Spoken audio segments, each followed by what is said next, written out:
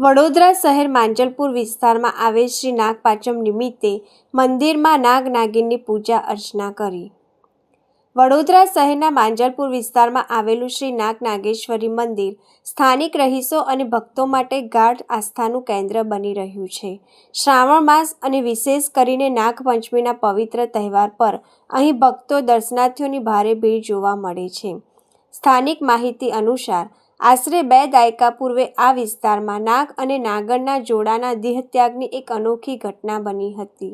આ ઘટના બાદ સ્થાનિક ગ્રામજનો અને રહીશો દ્વારા શ્રદ્ધાના પ્રતીક રૂપે નાગ નાગેશ્વરી સમાધિ મંદિરની સ્થાપના કરવામાં આવી હતી।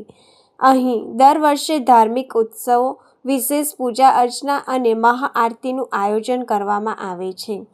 શિવમ સોસાયટી નજીક આવેલું આ મંદિર આજે માત્ર માંજલપુર જ નહીં પરંતુ સમગ્ર વડોદરા શહેર માટે એક વિશેષ ધાર્મિક ઓળખ ધરાવે છે।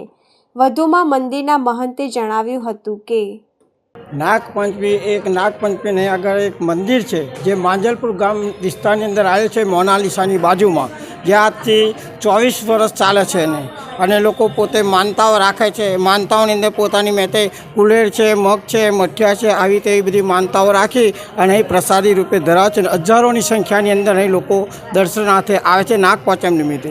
કઈ રીતે પૂજા થાય છે? પૂજા એ રીતના થાય છે કે મેં તમને કહ્યું કે દૂધ, પાણી, ફૂલ, અગરબત્તી, આ તે શ્રીફળ લાવી અને એની પૂજા કરતા હોય છે। શું આપણા મંદિરનું મહત્ત્વ શું? મંદિરનું મહત્ત્વ એવું છે કે 4/8/2002ની દિવસે ફૂલ એક મારુતિ કાર આવતી હતી પાછળ અને તે નાગેન આગળ ચાલતી હતી। હવે એની અંદર પોતે અડફોટમાં આવી ગયા અને પોતે પ્રાણ છોડી દીધા। એની પાછળ નાગદેવે પણ પોતાના પ્રાણ માથું પટકાઈને છોડી દીધેલા છે। જ્યાં કહેતો પણ મારી રૂવાટી અત્યારે ઊભી થઈ જાય છે, 24 વર્ષ છે।